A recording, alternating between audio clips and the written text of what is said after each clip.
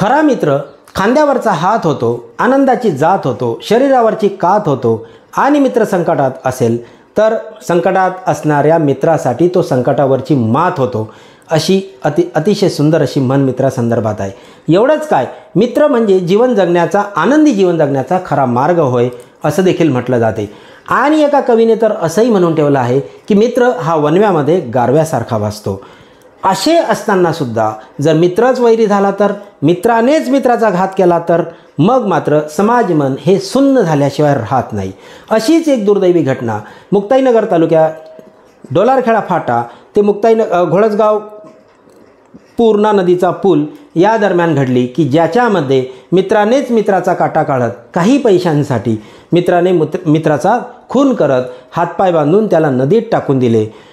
ही मनसुन्न करणारी घटना जी मी आज तुमच्यासमोर घेऊन आलो आहे आणि यामध्ये मुक्ताईनगरचे पोलीस निरीक्षक नागेश मोहिते यांच्या शब्दांमध्ये घेऊन आलेलो आहे की कशा प्रकारे याचं नियोजन केलं गेलं, ज्याला आपण कोल्ड ब्लडेड मर्डर असं म्हणतो.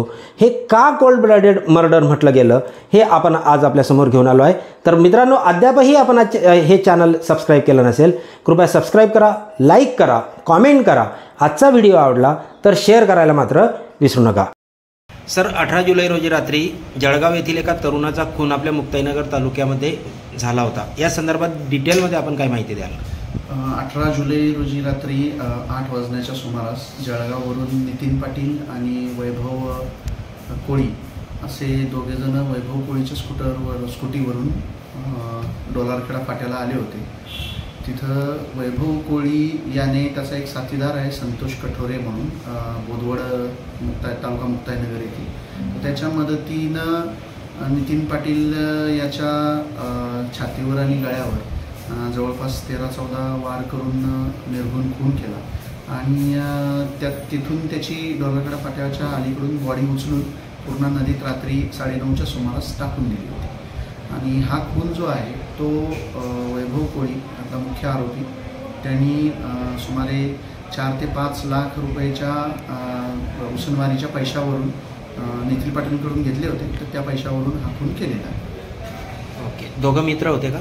हो, नितीन पाटील आणि वैभव कोळी हे मागील सुमारे 7-8 वर्षापासून मित्र आहेत. एकाच गल्लीमध्ये, एकाच परिसरामध्ये राहणारे आहेत. आणि संतोष कठोरे हा जो आहे तो वैभव कोळी याचा मित्र आहे. संतोष कठोरे आणि आरोपी वैभव कोळी हे दोघं MIDC जळगाव येथं एकाच कंपनीमध्ये कामाला होते.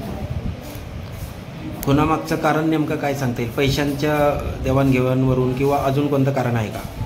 पैशाच्या देवाणघेवाणीवरूनच आहे. नितीन पाटील याने 4 ते 5 लाख रुपये वैभव कोळी याला दिले होते आणि वैभव कोळीनं त्यातले काही रक्कम ही उसनवार म्हणून संतोष कठोरेला दिली होती. यात नितीन पाटील याचा खून झाल्यानंतर किंवा नितीन पाटील संपल्यानंतर या दोघांचेही पैसे द्यायचे वाचतील, त्याचा तगादा थांबेल, हा उद्देश होता असं प्राथमिक तपासावरून दिसून येते. गुन्हा घडल्यानंतर आपल्याकडे किती तासात ही माहिती मिळाली आणि त्यानंतर किती तासात आपण याचा शोध लावला आणि त्याच्यासाठी कोणत्या युक्त्या, ज्या मी विचारू नये पण तरी पण सांगाव्यात कारण गुन्ह्याचा शोध लागलेलाच आहे म्हणून?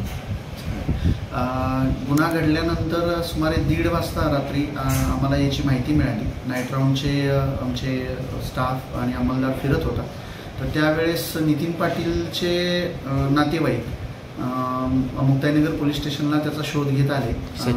सचिन पाटील भाऊ त्याचा आणि त्याच्यासोबत इतर नातेवाईक, त्यांनी सांगितलं की डोलारखेड्याला वैभव कोळी आणि आमचं नितीन पाटील जो आहे तर ते यांना लुटण्यात आलेलं आहे आणि लुटमार करण्यात आलेली आहे, तर आपण त्याचा शोध घ्यावा. मग आम्ही लुटमारीच्या अनुषंगानं याचा तपास करत होतो की कोणीतरी त्रयस्थ व्यक्तींनी याला नितीन पाटीलला लुटलं वगैरे असेल तर तो शोध घेताना आम्हाला एका ठिकाणी ती झटापट झाल्याच्या खुणा मिळून आल्या आणि पहाटे 5:30-6च्या सुमारास पूर्णा नदीच्या ब्रिजवरती, कठड्यावरती रक्ताचे डाग मिळून आले.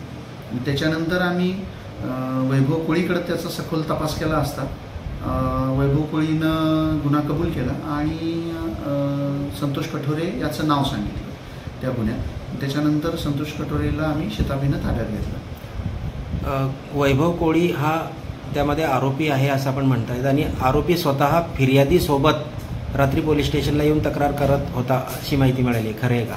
खरं आहे. तो स्वतःचा गुन्हा लपवण्यासाठी वेगवेगळ्या 2-3 प्रकारच्या स्टोऱ्या त्यानं सांगितल्या वैभव कोळीनं. म्हणजे आरोपी दिल्लीवरून आले किंवा बरानपूरकडचे होते, पुरा भागातले होते आणि गाडीचा कलर वेगळा वगैरे होता. अशा स्टोऱ्या त्यांनी 2-3 बनवून आम्हाला सांगितल्या. पण त्या स्टोऱ्यांचं जेवढं आम्ही सखोलात गेलो, त्यांनी जे सांगितलं त्याप्रमाणे तपास करत गेल्यानंतर आम्हाला प्राथमिकदृष्ट्या त्या स्टोऱ्यांमध्ये काहीही तथ्य नसल्याचं आढळलं.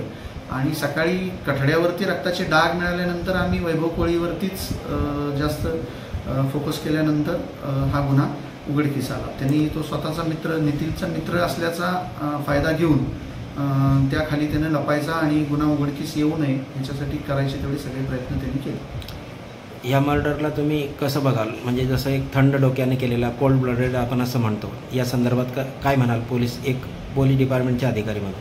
अगदी हा मर्डर त्यांनी नितीनचा विश्वास संपादन केलेला होताच. इतक्या वर्षाची त्यांची मैत्री होती आणि तसं बघायला गेलं तर सामाजिकदृष्ट्या सुद्धा हा मर्डर एकदम धक्कादायक म्हणावा लागेल. कारण ते दोघे मित्र एकदम कायम इतके वर्ष 7-8 वर्ष सोबतच राहत होते आणि इतक्या जवळच्या मित्राचा नियर 4-5 लाखासाठी खून करणं ही सामाजिकदृष्ट्या सुद्धा धोकादायक गोष्ट आहे. विश्वासपात्रता जी मैत्रीतली म्हणतात तर त्यालासुद्धा तडा जाण्या इतपत धोकादायक गोष्ट ही आहे. आणि त्यांनी बॉडी पाण्यात टाकून दिली होती. ती बॉडी शोधायलासुद्धा आम्ही आता पावसाळा असल्यामुळे, नदीला पाणी असल्यामुळे शोधायलासुद्धा आम्हाला जवळपास 4-5 तास लागले. तर तेही परिश्रम आमच्या सगळ्या अंमलदारांना, PSI शेवाळे आणि त्यांची टीम सगळ्यांना घ्यावे लागले. व्हिडिओ आवडल्यास लाईक, कॉमेंट, शेअर करायला विसरू नका.